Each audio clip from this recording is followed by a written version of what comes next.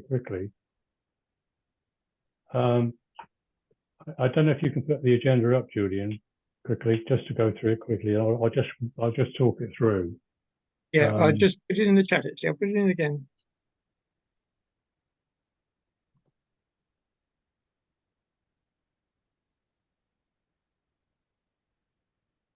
Oh, sorry. Just put it up. Just bang it up on the screen if you can. It's easier. Anyway, I'll start by, we're going to review the Climate Emergency UK's scorecard with a starter, which is a thing. Climate Emergency UK started working, mainly a group of volunteers, started working looking at councils last year and produced their first report last year. And this year, and that was all about process. This year is all about action and what they've done out of the processes they've set up and see how highly they score across a number of things. But I won't go any more into that. That's Julian and Keith's bag. But it's really, really eye-openers in a lot of ways, because if you look into the whole report, you can see all sorts of metrics coming out of it from other councils as well. But it's a good guide to where the strengths and weaknesses are in councils as a whole. And I think I won't do any more than that. But the second one is we're going to talk a bit about the engagement we have with the council now. There's been a bit of a change, a lot of a change, in that we're now, for the first time this year, we've been able to sit down with the climate team and talk properly to them about what things they are doing. And we're in the process now of agreeing where we can help, where we can support, where we can push and become properly their critical friend, rather than just somebody who talks to them and they ignore us. I think that's a big breakthrough for Wiltshire Climate Alliance.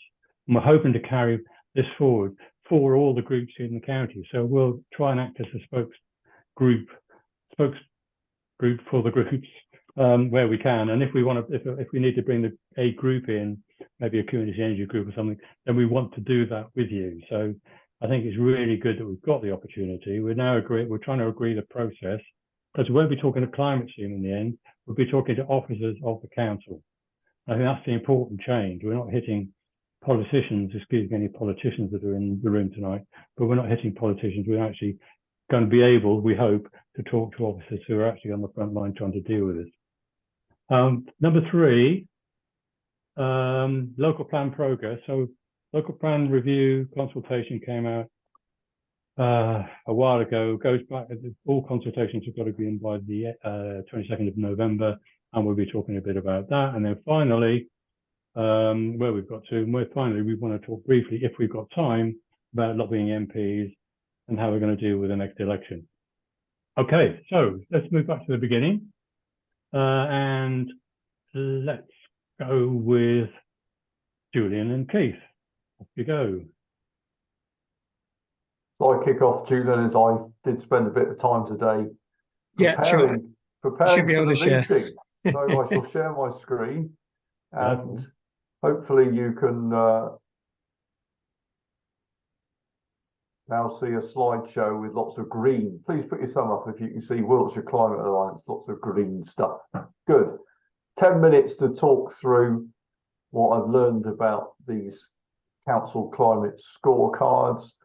5 minutes to discuss about how we can use them and what we should do next with it, which leads into the next subject. So what are they? What are the climate scorecards? Climate Emergency UK are quite a well-funded but independent organisation who have taken it upon themselves to take a really good look at what all the councils in the UK are doing on climate action and doing stuff to help save the planet. As Bill mentioned earlier, mostly in 2019 and 2020, all the councils were jumped on the political bandwagon with XR's big events where they blocked all the bridges in London and said, let's declare a climate emergency. And then soon after that, the ones who were serious about it got on and produced a strategy and a plan.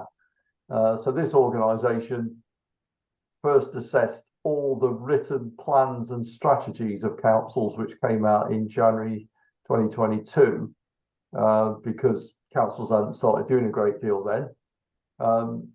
And this year, just coming out last week, October 2023, they did an assessment of what actual actions the councils have been taking to actually deliver net zeros. So this is the first lot of information we've had, which is on real effects, real changes. So it's almost a measure of how effective each council is at delivering the plan that they ratified and agreed previously. Just to give you an idea of the sort of scope and depth of work going on, I know last year I looked at 50 companies and got 5 volunteers to do that, and it took us ages. They've looked at all 388 councils in the UK. They reckon they got over 200 volunteers working away on scoring and assessing a whole load of different points for councils. And then there's also 50 people who are like auditors checking and verifying and making sure that the scores were all done in a valid and well-organised way. There's a really, really detailed methodology about what they did and how they developed the scoring.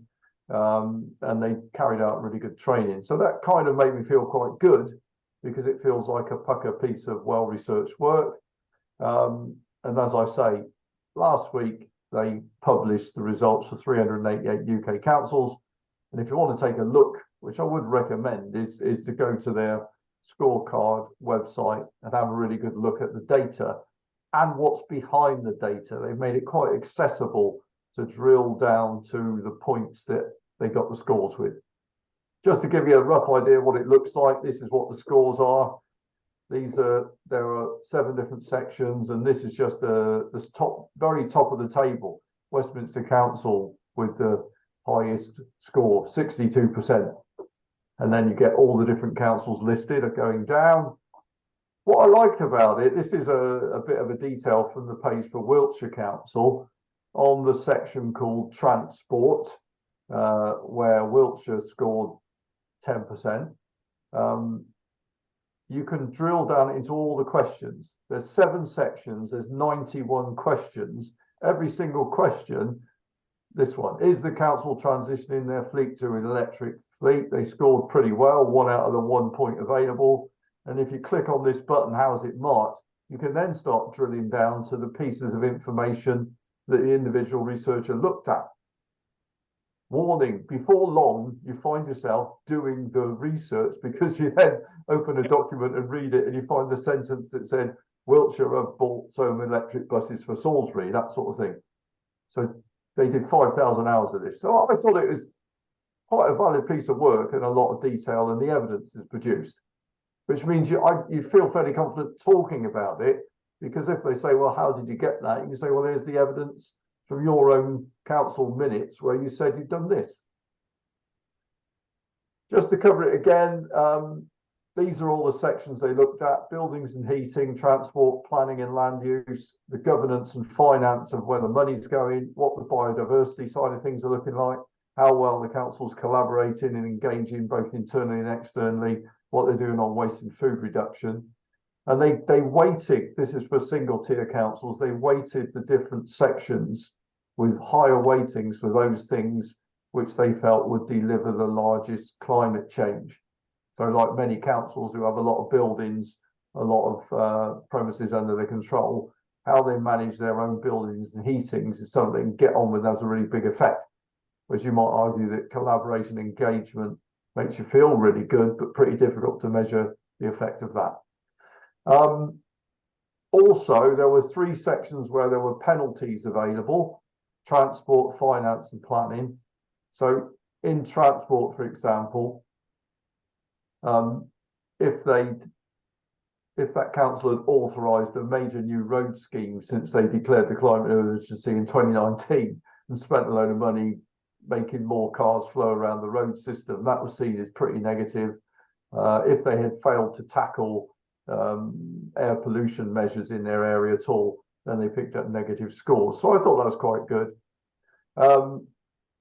The source data was all from publicly available information, big national data sets on emissions and transport and things like that. But they wrote 4,000 freedom of information requests and sent them in the councils. They've all been made publicly available as well. A lot of work. Let's just roll back the clock, February 2022. Wiltshire came up with this plan, their lovely strategy, more green ink than you've ever seen, even on a presentation by Keith Freegard. And it was pretty glossy and infographic-y and readable. You know, the headline stuff, climate emergency declared February 26. We're committed to being carbon neutral as an organisation by 2030. You've got to be really careful on the differentiation about what they mean by themselves as a business organisation and their own assets, their own buildings, their own trucks, their own vehicles, and what they mean by making Wiltshire becoming carbon neutral. So we will support Wiltshire to work towards becoming carbon neutral. There's a view that the council has a relatively small percentage of the total amount of carbon impact in each county. If you want to look at any other Wiltshire's plans, there's a database of all the business plans available on that link, which you can go and look at if you're so minded. Just to give you a feel as to what this sort of Shangri-La 2031 future is going to be, this is Wiltshire Council. Properties, every property that gets built now is going to have all this on it. Grey water, electric charging, triple glazing, insulation. Aspirational. Right, well, how did the council do?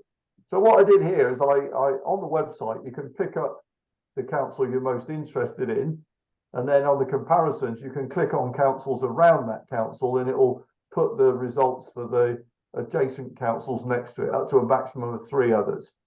So I got Bath, Dorset, and South Gloucester, and then you can see the scores here. Total score, you know, stick out numbers, I suppose. 10% for transport looks pretty poor. Waste reduction, food waste reduction, 20% looks pretty poor. Pretty high score on collaboration. Fairly high score for buildings and heating. And then, of course, you ask yourself why, and that's when I'd advise to go back and do some of that drilling down to the questions like I showed earlier, and look at what all the questions were under each section. Headline points for Wiltshire. Back in 2022, they got a massive, look how good we are. We've done a brilliant plan. We scored 81% in this assessment by these people. We're the 5th ranked unitary council in the UK. Whoa, what a great council we've got. So 2023 on the actual actions and delivery came out, they've got 40% overall. So maybe that means, you know, if this was simple maths, they've delivered half of what they promised, haven't they? 81% down to 40%. They're now ranked 57th out of 176. So that's still just, you know, about 1/3 of the way down. So there's some really abysmal councils out there delivering nothing much at all. Those are the 2 high scoring sections. Those are the ones I pointed out, transport, where they picked up penalty points. Sorry, penalty points. I think penalty points is when you're at the pub and your mates are forcing you to drink too much. Road projects and waste and food things. So I'd recommend, if you've got time, spending, you know, 20 minutes, half an hour on this. Right, that was a quick whiz through what it's about. It did actually, another thing, this did get picked up quite well in the national media. There was a really good article on it in The Guardian, I found, who obviously keep a look on this. So it was sort of picked up, and it feels like it might be beginning to gain quite a bit of credibility as the sort of annual or fairly frequent assessment of how councils are doing. So I quite like that. So if we can have a bit of time on discussion. Keith, could I just make a couple of very small points about the council stuff? One, they mispresented what they said they would do in the county, because in the county, in the motion that was passed in council, they said, I haven't got the exact words, but said they would strive to make the county carbon neutral by 2030. Not help some people to try and make it, but they would strive to make it. So that's one really different point, and they've watered it down over the years to something really meaningless. Then I think I might challenge them on that one, but that's just another issue. And then the other thing is that in very round terms, they acknowledge that the work they are doing for themselves is 0.5% of the total emissions in the county. So I think one of the things we are challenging them on as a group is the fact that they are they are watering down their commitments to what they promised to do or were striving to do for the county. And I think that's a big issue for us. Anyway, that's just the one thing I want to point out really in the whole of that information. I think that is a really good point. And then I think that the phrase that we tried to get, we got a press release out on Wiltshire Climate Alliance's sort of commentary on Wiltshire Council's performance. That went out today. I've no idea how much it will get picked up by the county press, you know, Salisbury Journal and Wiltshire Climate Alliance, but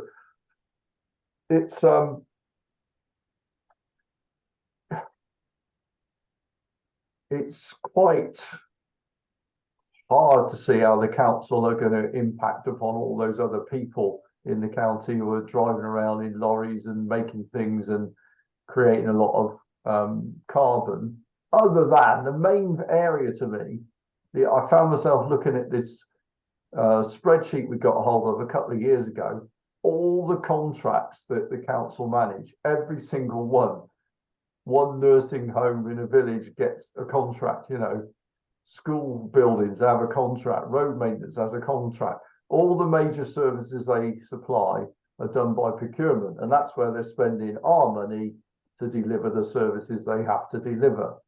It feels to me, it's really hard to drill into this, that's where they make the biggest effort, but it also feels to me it might be like the area where it's most difficult for them to change, because all their financial legal people will be tied up in that like mad and may not want to be upset and say, well, can you write the contract next year for give it to the firm who's got the best carbon metrics, or can come up with a way of delivering transport around Wiltshire with no CO2 and NOx coming out the back of the vehicles. That's where I think they could have the biggest effect. Just to sort of, let's have a little bit of time to discuss this, but there are some really good tips and advice on what you could do with the scorecard information in the website. Myself and Julian attended a training package about 2 weeks ago where they were saying things you could do, and it runs through from just like tweets and things on social media to letters to your councillors and MPs, preparing a proper press release, ask a formal question at a council meeting. You know, those are the sort of stuff you can do. And there's a massive campaigner's guide to how to use the scorecards. Well, that feels to me like quite a well-delivered piece of work. Here's the scores. This is how you can actually use it to bring about some change. I'll stop now and ask if anyone's got any questions. I've had 15 minutes. Julian. Yeah, so I'm just a couple of things I'd add there. One of them is that as well as those web references like Keith showed, there's also quite a lot of freedom of information request responses behind some of those questions. And you can also look on there's a freedom of information request website where you can look at the responses from Wiltshire and other councils. So that was the one point for people that are keen about that and know what I'm talking about. The other one is, for me, the best way to use it is to look at the area you're interested in, look at the reasons for the scores, and then work out what Wiltshire ought to be doing to improve those scores, and then we can talk to them about it. I mean, if you're not connected directly to the council, and it's always useful to have groups that sort of are doing this. You know, one thing you can do is sort of, you know, do press releases or sort of, you know, make calls for things. But also as WCA, we're talking to the council. So if there are areas where, you know, there are things that need to be done, then share it with WCA as well, and we'll try and, you know, incorporate that in whatever discussions we have on whatever subject, and you know, try and work out how we can improve on particular things. I should up there. John and Debbie. Hi, thank you. John Atkey here. Just wondering if Wiltshire has responded in any way to this this survey, or intends to respond. Does anyone know if councils are being asked to respond? Personally, I've not seen anything yet. They were very quick last year to start crowing about their high score. if you get a good school report, you go home and tell your parents straight away, I guess. I've not seen them put anything out saying we're now 57th out of 167, but we've only got half the scores of what we said we would. Martin, do you, anyone else seen anything at all from the council? No, Martin Smith here. I am a Wiltshire councillor. I haven't seen anything, and as you said, they were very quick to sort of bask in the glory of the 2022 outcomes from this body that was assessing the climate scorecards. And given that, I think you're saying, Keith, that this data came out last month now. Just last week, it was 8 days ago. Oh, it was last week. Well, that's probably quite. Yeah, I can't. That's quite. There's not much time now between then and now, is it? So I think we may see something in the coming weeks, but no, it will be interesting to see what their reaction is, because obviously it's nothing like as good as the previous report. Martin, you might ask your leader, sorry, it might not be your leader, the leader of the council, why he managed to get out 2 days after the last one and say how high up in the scorecards they were. And this year, has he gone on holiday? I don't know. As you say, he's not my leader. Just one comment there. The council did have a chance to preview the results before they were published, so that they could, if any mistakes. Oh right, so they would have had the data before They should have done. Yes, I don't know if they had. Okay, well, I suspect then he's sitting on it because it's not quite as favourable as he had hoped. But no, it's certainly something we will, over the coming weeks, we will ask questions about. That would be good. Jill, Jill, have you got a question? She's gone. No, it was just, I was just going to say what Julian has just said, or somebody else said, that they were given the right to reply to the score before it was published. But I don't think there's any data on what they replied. Are you involved in the process, Jill? It's good. No, I read it. I read the right. just the website and the scores myself this week. But Yeah, okay. In the introduction that all the councils were given the right to reply to what was going to be published about them. Okay, thanks, Joe. Chris. About 18 months ago, I can't remember when it was, when we went to the council and asked loads of questions on this, or made statements and saying, watch out for the actions bit, exactly this. So we congratulated them, but we said we're watching out for the actions report, which is what this is really. Are we going to do the same again, and then in February, and hold them to account somehow? Ask loads of questions, lots of people in the council meeting, and say, I know what you mean, Christian. I think that's why this item flows nicely into the next one, really, because it's quite easy, I think, to just sort of get a big stick. Say, you look at you guys, you're much worse than you said you were. Yeah. Does that actually get anywhere, or is it much better to say, be more constructive and collaborative and sort of engage in a positive way? So look, that you're learning it's much harder to actually deliver change than it is to produce a load of green strategy documents with pie charts and graphs on them. Yeah. Where is it that you're finding it most difficult, and is there anybody we could help to bring in support? I think that feels to me like more likely to build the working relationship with the people at the council who are actually challenged with delivering this.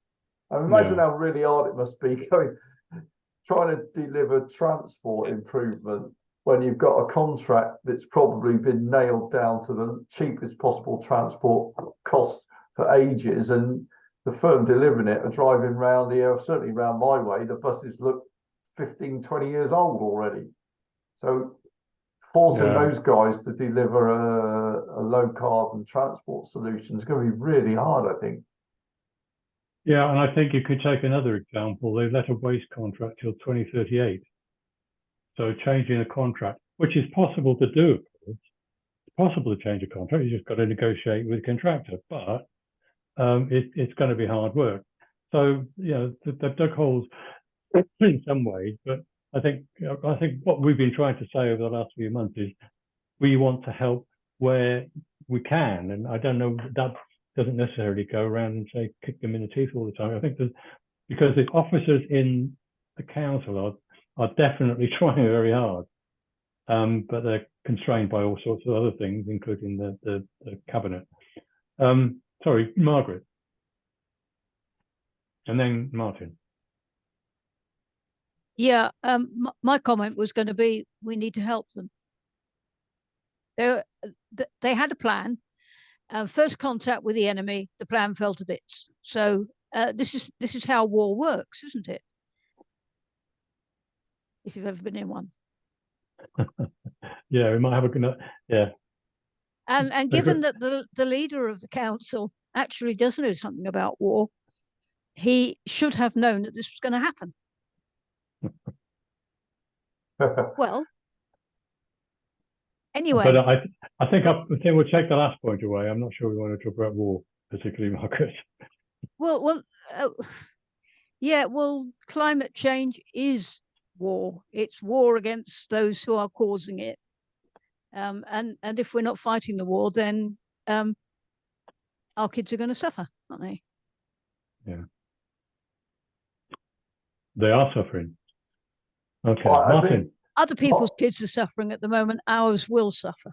Yes, Martin. Last point on this, because we'll have to crack on. And well, 29 minutes. Well, I was going to mention what Bill mentioned about the waste contract being a very, very long contract, but also I was going to mention planning and building regulations. So you showed a slide where it was the that aspirational view as to what new houses were going to look like. Well, of course, the council, to sort of defend them on that score, is very much hamstrung by national regulation around a lot of that, and what we can require developers to build to.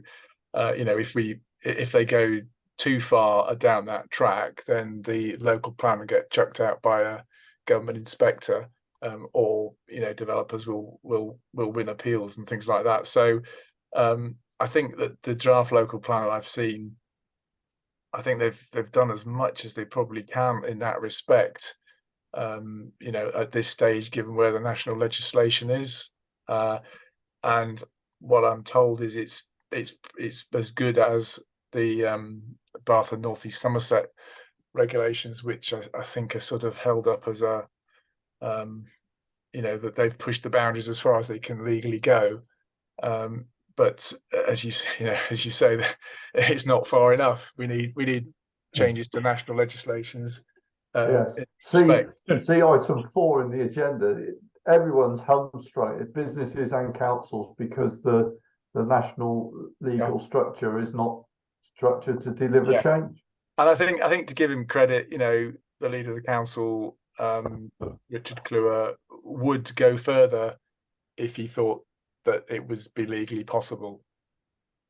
Keith, so can we let Julie speak? Can I just come very quickly on that? To give the council their due, 1,000 council houses are going to be built to the standard almost that is shown on that screen, because they committed to do zero carbon homes for the council, and the first 10 are rolling out at the moment. So they are doing something, but it's to 1,000 houses. And the other bit is to do with private sector, and that's really much more difficult to deal with. Julie, and then an end. Hello, everyone. Hi, Julie. Yeah, nice to see you all. I just wanted to sort of make a quick comment, because I know we're going to cover this a bit more later in the meeting with the election coming up. I do agree with what I heard from Margaret and Martin and others, that the council is fairly limited in what it can do, and we've got to get green issues much higher up the agenda generally. So I wonder if an idea of leveraging this via the member groups might be useful, to get the member groups to respond to the council, you know, directly with their own opinion on the scores, and to ask the council the questions that Chris was suggesting, perhaps, rather than going at it in a very public, you know, a confrontational way. But if we can get the member groups to actually write in with their questions and critique the council themselves, that might get some attention. That's just a thought, but that's all I wanted to suggest. Good idea, Julian. Okay. So thank you for all of that. It was really helpful in a lot of ways. It's sort of leaning into the next item on the agenda, which is something I wanted to pick up on particularly. So, which is engagement with Wiltshire Council, because we do genuinely believe that, one, we can help in a lot of ways because we've got a wide membership who deal with an awful lot of things in the county that make a difference to carbon emissions. We aren't businesses, and that's another thing we want to talk about within the engagement, but we are a group who can spread across the county and trying to do the thing Julie's talking about, which is using our member groups to do more in addressing the climate issues with council and around their own communities. Okay, so Julian, can you put my slide up on this one? The PowerPoint you want, Bill? No, The three the other one. slides. Oh, the other one. The other one, yeah. Okay, let me try and share that. Sorry, I can't do this because I keep failing doing it on my That one, yeah? Yeah, that's the one. Okay, so the idea, we had a meeting with the council, with climate team about a month ago. And at the end, we were saying we didn't want to have these big meetings that really just talked at each other. We wanted to actually get some action going, and they agreed in principle. And those areas were the areas we sort of started with. If you start looking at the top four, those are the ones that we thought we could start to help with in a positive way, because we have groups doing it already. And we've done a lot of work, as Keith mentioned, on business. So it seems good areas to communicate with the council on. But we want to appeal to you guys, say, if you have knowledge, interest, or whatever in those four areas, and I'll come to the other two in a minute, then give us your name, write it into contact app, or put it in the chat or whatever, and say, yeah, I'd like to help with this, because it's going to, you know, help us to get more out of the council, etc. Or you can use it to help your local community to do more things like retrofit or whatever. Then please, please, please think about it and think how you can help to influence the council, support the council, and feedback to the council from your community about those issues. And what I'm going to do in a minute is ask Julia to set up a breakout group session, only 10 minutes, so we can just run through that in smaller groups and see whether you can work on one of those groups. I'm now prepared to work with the council on it. And on retrofit particularly, we've got in also with CSE, the help me, what's CSE? Let's just write it down for a start. That's a company from Bristol. Centre for Sustainable Energy. Thank you. Centre for Sustainable Energy. I keep thinking climate. And they have got a contract now, won a contract from central government to do a lot of work on retrofit. And we've now got a startup meeting with them to see how we can help them with their work. So, you know, we've got things going on already with some of this. But I would ask you really strongly that if you can help in any way, please say so. Now, the other two at the bottom, waste and carbon literacy training, were things we're also put on afterwards. And I've asked Sarah Baldus if we can actually put those onto the list. Waste, where clearly there's a lot of interest in the county, how the county deals with waste, how the council deals with waste. And we've got knowledge, we've all got direct knowledge of waste, but we've also got other people in the group who actually have worked in that business, the industry. So we can help them in there, actually working out ideas.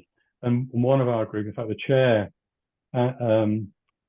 Andrew Nicholson has actually done some work on using, for example, cargo bikes in local collection for food to avoid polluting the roads with big trucks. It's one of the things they complain about, the council complain about, is that we can't do that because we're a rural county and it's just really expensive with lots of vehicles. But if you do it in an urban area, which is probably where 50–60% of the population live, you could do it in that way. So that was Andrew's idea, and that's the sort of thing we want to talk about with them in ways.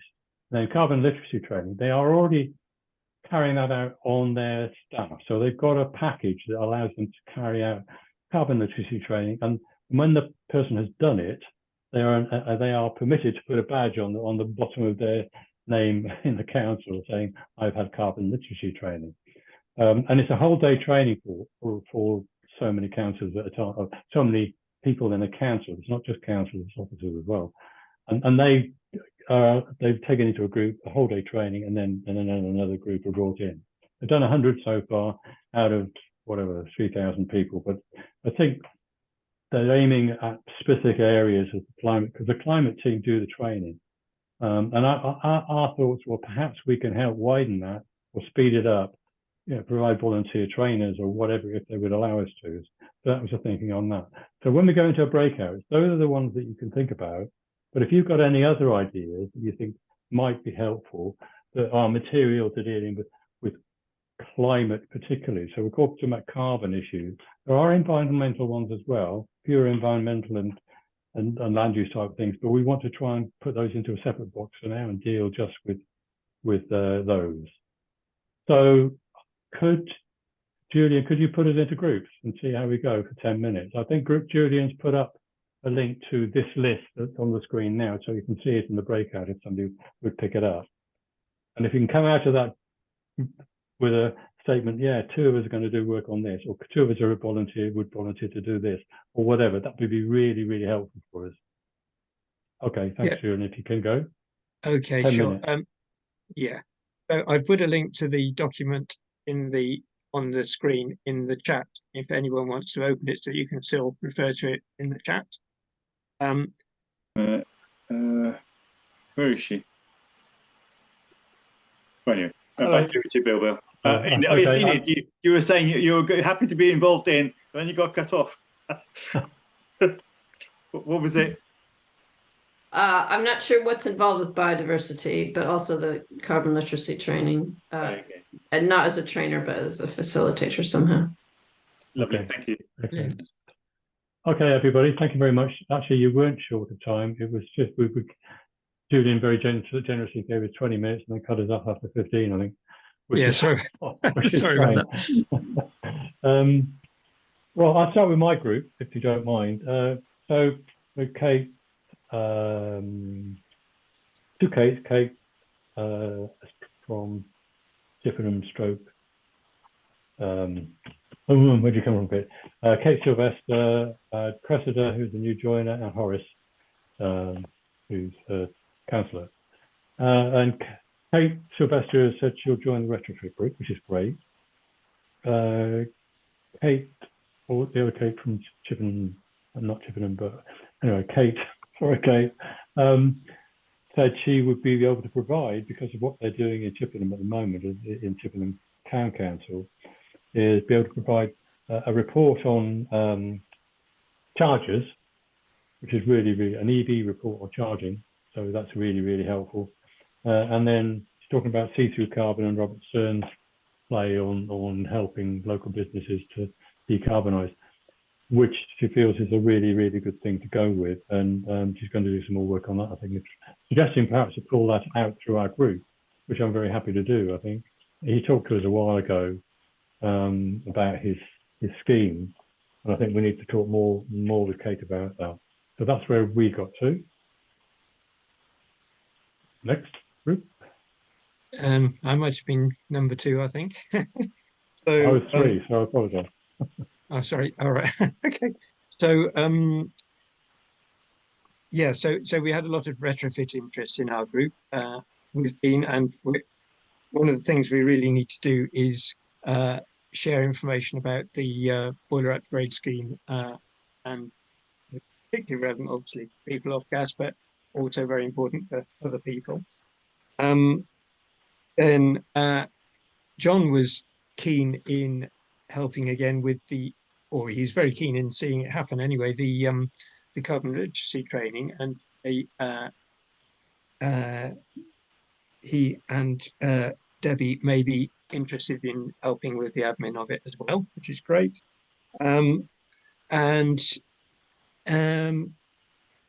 Yeah, not really much more to say from a breakout group, I think, unless anyone else wants to say something I've forgotten.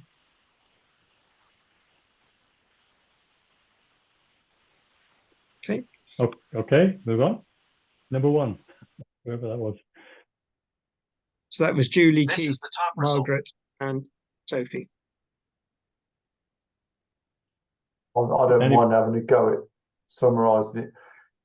I think our discussion sort of quite quickly went from one of which specific areas could we realistically help council officers with solving the problems on, to the issue of the fact that whilst we say we are the voice of 500 people across 30 to 40 member groups in the county, in actuality it's always the same few faces turning up for the meetings, and it's very much the same faces on these monthly membership meetings. And couldn't we get a lot more weight and influence and force for change in the council if we could really mobilise and get more active involvement from the groups? So then we kind of went off down a discussion about how we could survey the groups, find out more about what they're actually doing, understand what their main areas of skill and expertise are, what things are they interested in working upon. So then we talked a bit more about this idea of phone calls to each of the leaders of the groups in order to have a long discussion with them about those points. What you're doing, what are your main interests, what are your skills, who are your experts? Are any people in your group interested to doing a bit more of actually engaging directly with the council? I think that was the discussion. Anything I've missed there, team? And we got, so some of the team are saying they'll help with that work, Keith, are they? Yes, Yeah. I did. It's kind of it follows on from where I left off, doesn't it? In terms of, you know, trying to generate a bit of momentum of public opinion behind through the groups, you know, but to the council to give us a bit, and this and with that also having Margaret's point really was, let's be constructive with the council. Let's try and understand what their problems are, why they aren't making progress, and, you know, give them some idea as to why it really matters that they get on with this, because public opinion with an election coming is, you know, much stronger, hopefully, when we speak to the members than they realize. So you know, so but that all depends really, and I don't know how many groups we've got tonight here, but that depends on the groups engaging, of course. And I'm very happy to write an open letter with Keith's help, probably, because you've been involved most recently with the scorecard sort of scenario, and you know, obviously as a draft to put out to the members so they can have a template to write to the council and ask their own questions of the council as well. But communications, yeah, because there are two communications people, you've got a communication suggestion. Yes. Sophie and I were in the same team, so and a bit of research, which is kind of what we were going to do anyway, isn't it? Yeah, it was. And I mean, we'd actually, strangely enough, in the last meeting of the steering group, we talked exactly about that, Julie. So I think it's just bringing that to life really is very, very important. Okay. Yeah, we may have, if you now, so you've got an active group, and there's going to be some further discussions in that active group, is there? Just to get it straight about that exact thing. I wouldn't say. I'm not sure. I mean, I'm really happy to reach out to people. Yeah. Okay. See how that goes for now. Yeah. Okay. Next group. How many groups you got? I think we were 4. I think we were number 4. I'm happy to kind of. Chris. Okay, Chris. Yeah.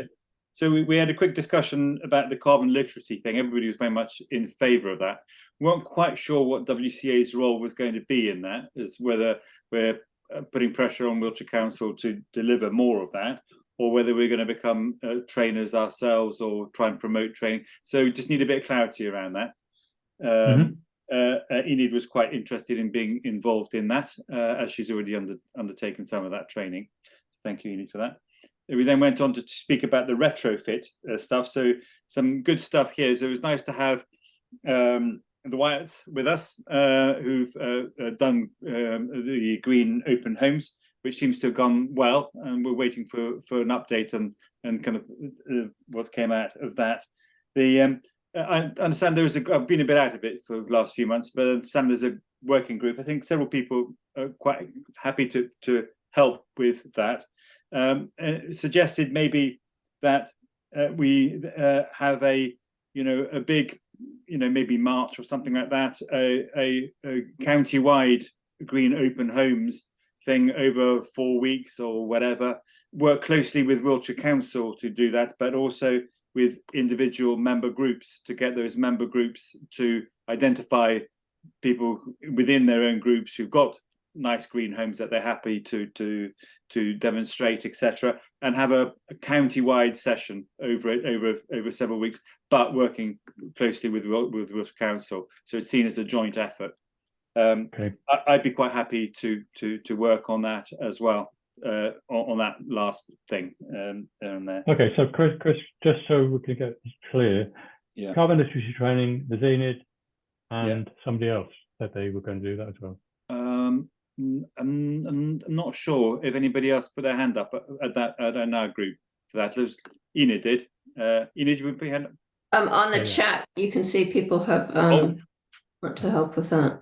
Oh, lovely. Okay. Okay, good. Cool. We'll have in the chat in a minute. Okay, and on the retrofit, you've got retrofits. So the Wyatts were very keen to help. I am, and people have already mentioned some names. So Kate is in there and Jackie. But they weren't in our group, but you mentioned that you've already been doing a fair bit of work on it, so that's it. And that's on the EV stuff. Martin Smith, keen to be involved in that, and Enid was also looking at maybe biodiversity stuff, as we heard when we came back to the meeting. Okay. And that was that. It would be really helpful, actually, if everyone could put in the chat anything that they're particularly keen to be involved with, because we'll keep that and then we'll sort of make sure that we've got you all, because in case we've missed anyone. Okay, so Jill's saying as well, Jill, have we got your email address somewhere? You're going to put it in the chat. Where's she gone? Can I add something about comms, which I felt quite strongly about? I know nothing about comms, but I feel that Wiltshire Council is focusing very much on sorting out their own house, rather than trying to help other organisations to sort and in a supportive way. Now, I might be getting the wrong impression, but it would be nice if the comms group could try and push the need for small villages like ours or other small SMEs to work on these sorts of issues with some sort of leadership from the council. Yeah, that's exactly why we've got an item on there to do with that business engagement with the council. And if you want to join in a business engagement group, then we welcome you to do that. And certainly as examples of how it could work, you can probably bring masses to bear. And Kate Watson, I remembered your surname now, Kate. Kate has got this this discussion going on with hang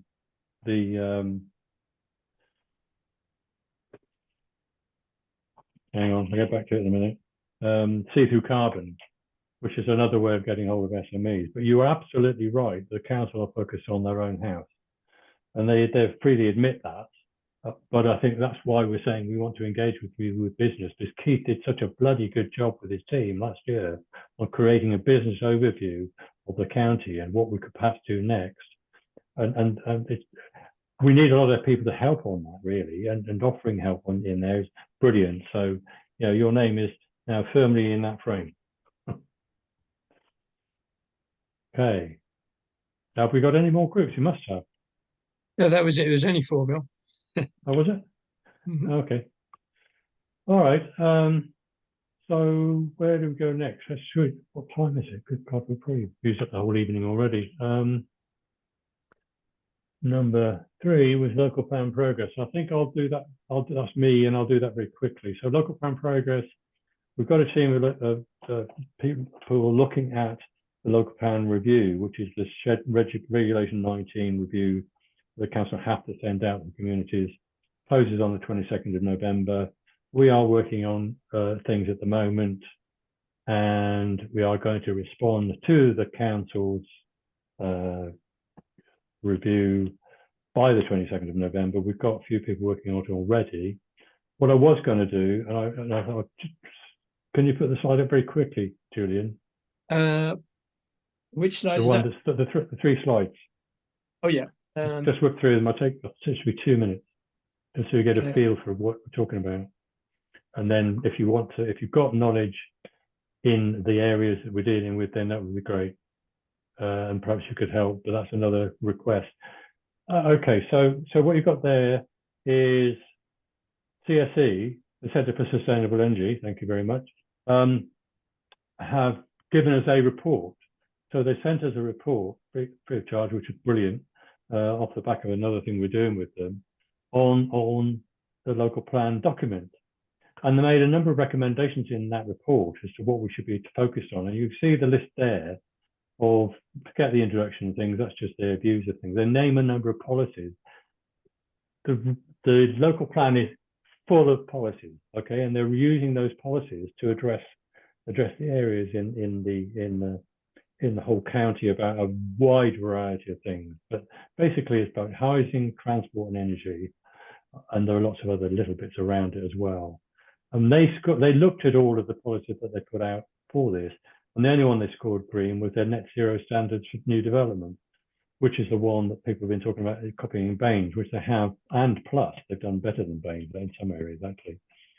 Then you've got renewable energy generation being a disaster area, so that needs to be sorted out. And the other ones, the other policies that they said we should be focusing on a group, as a group, with those other ones you see, which they say need improvement. And they make recommendations in there on what to do. So we're using that as well as our knowledge to address those policies in our response to the council. It's a bit complicated to show you what the responses look like, but we'll ignore that for now. So those are the things we were going to be looking at. If you want to enter into one of those, please let us know. What we can't do is have a lot of people, but if you have real knowledge of those things, please let me know. Bill at Wiltshire Climate Alliance.org.uk. And I'll take up that and I'll come back to you and work out how you can help us. But those are the ones. So addressing climate change, sustainable transport, new developments in transport, that's actually road to and from or not, and cycleways and whatever. Embodied carbon, how we deal with that in actually construction works, and how we do, how the council do, and then ensuring high quality design. They're a bit slippery with that and make a lot of shoulds or maybes or that, rather than being very solid in it. But those are the areas we want to cover. Okay, second slide, second word page, please, just quickly. So any one of those you want to think about, let me know. Oh, that's a bit big. Can you shrink it? Sorry, yeah. Just trying to work out how to do this. This is the second major point about us, thank you, engaging with the council. So this is an extract from the CSE report intro, and they say this is important because we want to talk to you guys and the rest of the county about putting serious response, maybe a KC, into this with us to talk about these issues. So, because the planning inspector will frequently weaken climate policies, national cross-party support is weakening in the country. We need to block up on that, and the council is likely to welcome support in the examination, because the other big group that are going to go in and hit this hard are the developers. So they'd like support from us. And then the council and the inspector will find it very valuable to have us in assume the role of critical friend, thank you very much. And then having community reps there, reminding the inspector of the reasons for policy approach. Those are the reasons we want as WCA to go in there and represent groups in the county about all of these things rather than, so it's a focused effort. So I'm just letting you know, we'll be out there saying how we're going to do this, how we're going to get a KC involved once we've got our initial responses in. Okay, final slide is just a reminder if anyone needs it on a page. Thank you. So anyone who wants to think about a response, it's got to be on soundness, whether it's positively prepared, justified, effective, and consistent with national policy. That's what we've got to do. It's very narrow this time. Last time we had to go, we could be as wide as possible, but we're really constrained now. Okay, anybody wants to help with that, please email me. I'll drop the email or my name into the address into the chat. Thank you. And now I'll pass on to lobbying MPs, whoever was going to do that. Yeah, can I just make one quick comment on the local plan thing? You may or may not be able to engage a barrister, but if anyone is good at talking at these meetings, or anyone knows anyone that's good at talking these meetings, I think that would be very valuable. And I think what you need to do is put in a response which allows you to sort of have a place in the meeting and then go along. And I think that the report made the point that the more groups that do this to support Wiltshire Council, the better. So, you know, as well as WCA trying to organise something, if another group wants to do it in their own name and go along separately, and that is brilliant. And you know, the more the better. I think that's fair, isn't it, Bill? From the yeah, no, that's fine. Am I speeding on the next? I was only going to say, I think you are. You know, if that's going to be quite short as well. So if anyone did want to ask anything or say anything about that last point, then we've got time.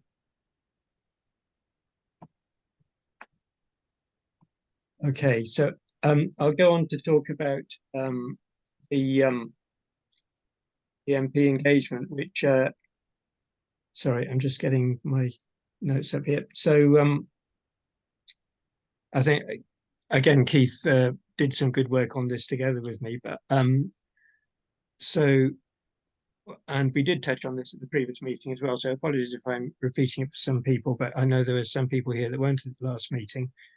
So with the next general election coming, we think it's particularly important to talk to our MPs and candidates who are likely to you know, have a chance in each constituency in detail about well, I say in detail, but raise the level of climate awareness they've got. And when we did this in Swindon, the same presentation we did at the WCA meeting, or a version very similar to it, you know, as an awareness thing. And then what we in our meeting, we were lucky that the candidates said they were going to present to us their thoughts and the party policy on it first. So that set it up really well. Then we a young person presented, you know, their concerns about the future. It could be ideally a young person is great, but it could be a grandmother. We were talking to a grandmother, if you're still here, earlier, you know, who could present that case equally well on behalf of their grandchildren or something like that. And then we picked out a few specific things which were a bit specific to the candidate or the constituency as to how they could particularly help. And doing this before it gets too close to the election is a really helpful thing to do, because especially for candidates, they've got more time now, but as it gets on, they'll be really busy. So, you know, talking to them in that way is really helpful. Now, something that I discovered as well, actually at the webinar on the climate scorecards, is that there's an international version of, well, it's called Climate Action Tracker. And on the website, which there's a link in the email, there's a link to this website. I haven't studied it in detail yet, but it shows the areas where the UK is falling behind other countries and things. So that's a useful piece of evidence. You know, there's evidence there to show what other countries are doing and so forth. So that's a useful backup piece of information for this. So Yes, so those are the main points really, and just to let you know that we're here to support, and there is someone that can potentially come and join your meeting, give a presentation. So as long as it's organised by a constituency group in the MPs or candidate constituency, you can invite 1 or 2 other people, and that's fine. And we have got someone that you can, Robbie, who did the presentation before, is very willing to come and do it to other candidates, and if anyone else is sort of, keen and experienced in this, maybe you could sort of mention this, and you might be able to help other areas. I was planning to show you a slide of the constituencies and the new boundaries in Wiltshire, and who the candidates and main, who the MPs and main candidates are that we know of so far, and get people to share that. But I'm going to have to do that afterwards now. Sorry about that. But we'd really like to try and make sure this happens in all constituencies, and you're very welcome to, just use contact@wiltshirealliance.org.uk if you want to talk to us about this, and we'll make sure that we help to organise this. Sorry, that was a bit gabbled and unorganised. Bill, or anyone want to ask any questions or clarifications on that? Can I suggest, this is off the cuff, I'm afraid I haven't discussed it with the steering group, but please hang on a sec.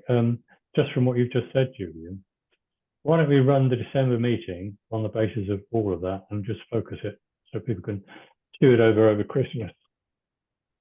Make it the main subject of next meeting, and maybe bring a couple of people in to talk to us about it. Yeah, try and do it a bit more organisedly. Yeah, I'm just saying, you've broken everybody up to the thought. We'll just a bit more of it next time round. Yeah. Okay, Keith, sorry.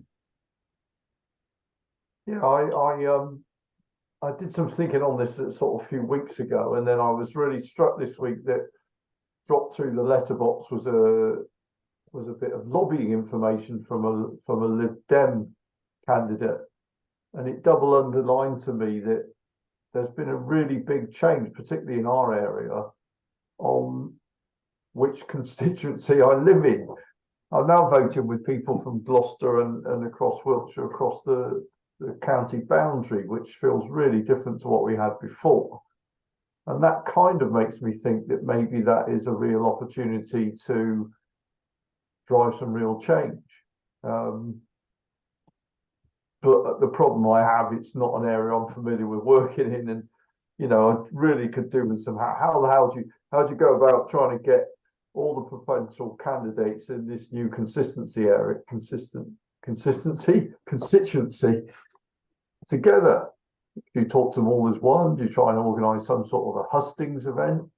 Or won't they all be locked into what their party political manifestos have already said? So it's a bit of round. It's not without risk, but it does really feel like doing, because many voters will be thinking, well, perhaps this is a real opportunity for change now.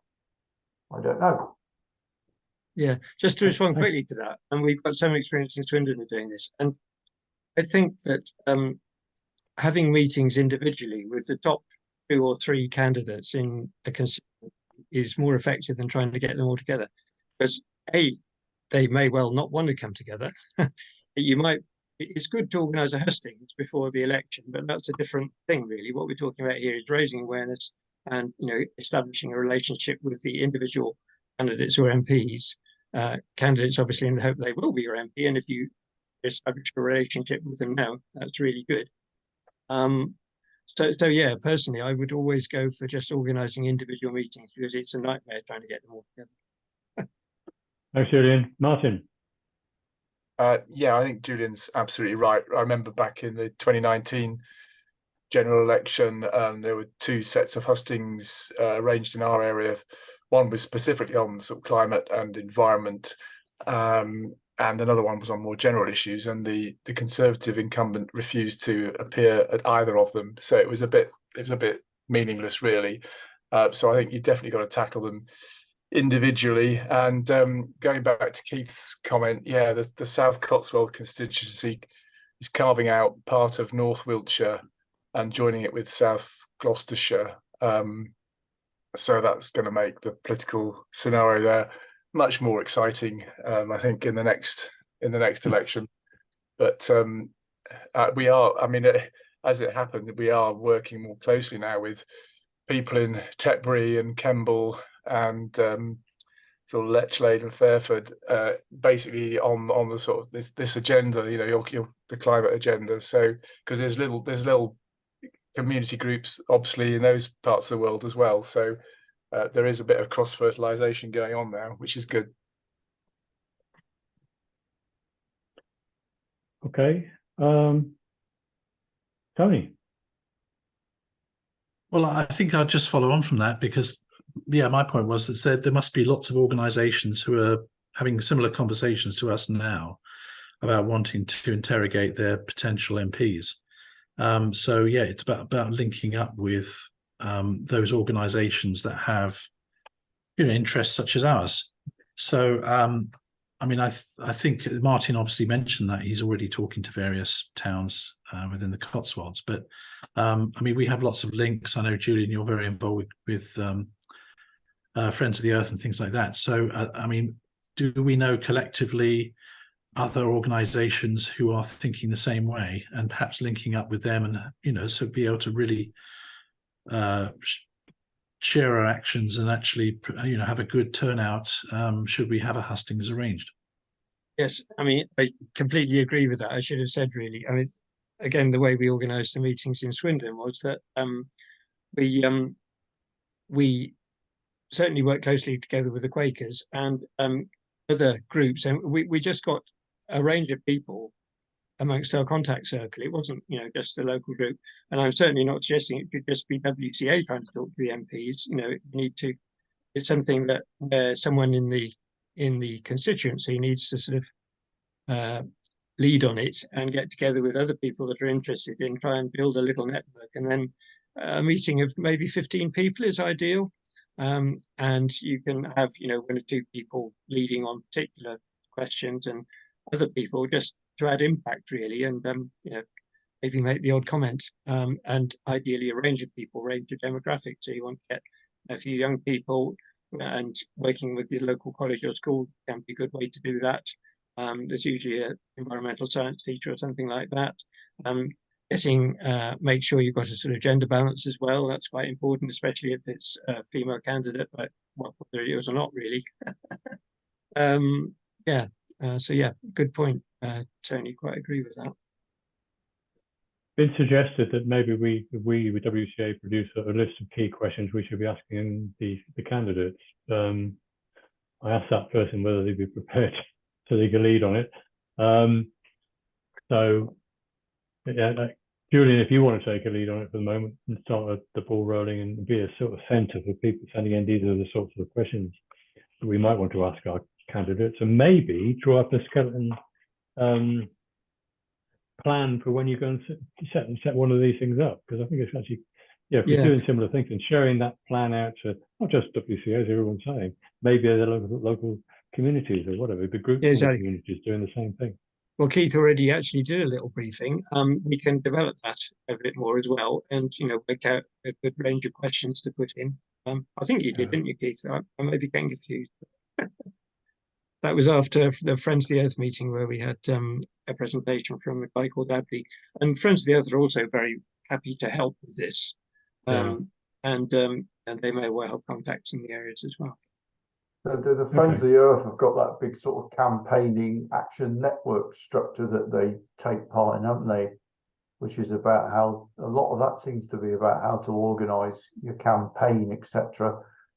I must admit, I'm very much an amateur, just tapering a first sort of toe in the water on that area. But it does feel to me like the one that could have the most bang for your buck in terms of effort put in and benefit that you get out, particularly with this really weird redrawing of all the voting areas, which I suspect someone in the Conservative Party came up with the idea because they did some clever maths on where the Conservatives were getting. Let's make ourselves really secure. And there's a massive shooting in the foot now because there's been such a big swing. So probably all the models they use to draw those areas are absolute, trying to think of a clean word, rubbish now.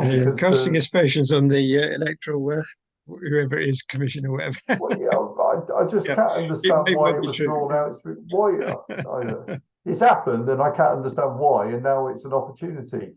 There's no point arguing about it. I'm quite happy to go to Fairford and Tetbury and all the other towns that are in the area that I don't even know yet. Maybe a nice coffee ride on my bike.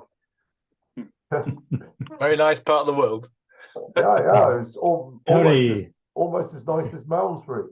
Absolutely. I mean, this really does feel like we need a proper whole meeting on this, because there's a lot of people popping up saying we could do this, we could do that. I think, well, let's try and hone that in a bit. And Jeremy has volunteered now. Jeremy White has volunteered to help. So Jeremy is now going to help coordinate stuff somehow. We'll sort that out later, Jeremy. Okay, Tony. Yeah, sorry, I just underlined, I think, a specific meeting next time would be great. I think also timing needs some thought, because, as I think one or two of you already mentioned, we've got, the political party is probably working out what their manifesto is going to contain.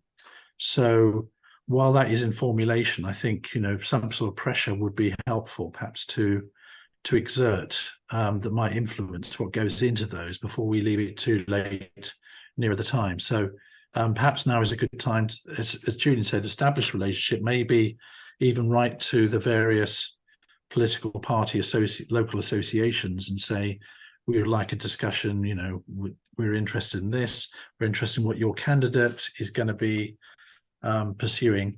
So I think timing sounds about right to do that. And I'm happy to be part of that, just perhaps putting something together for the next meeting. Brilliant, Tony. That's your job.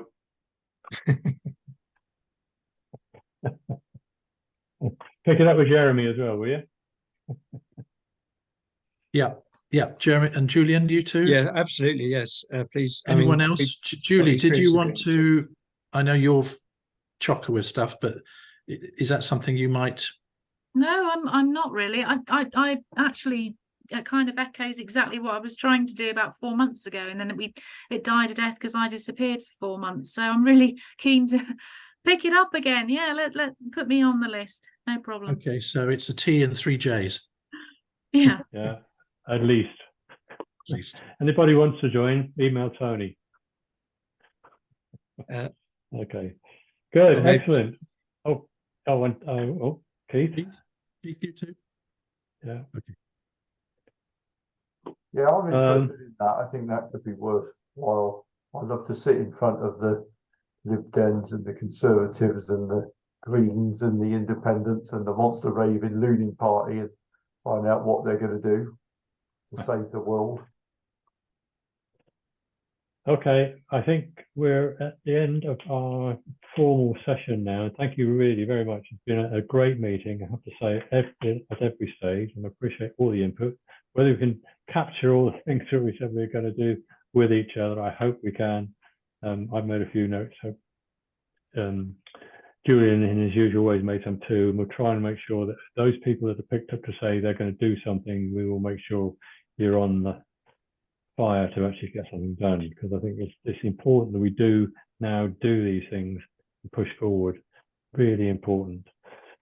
Okay, so end of formal session. What happens now is that you can chat away all you like until the last one standing.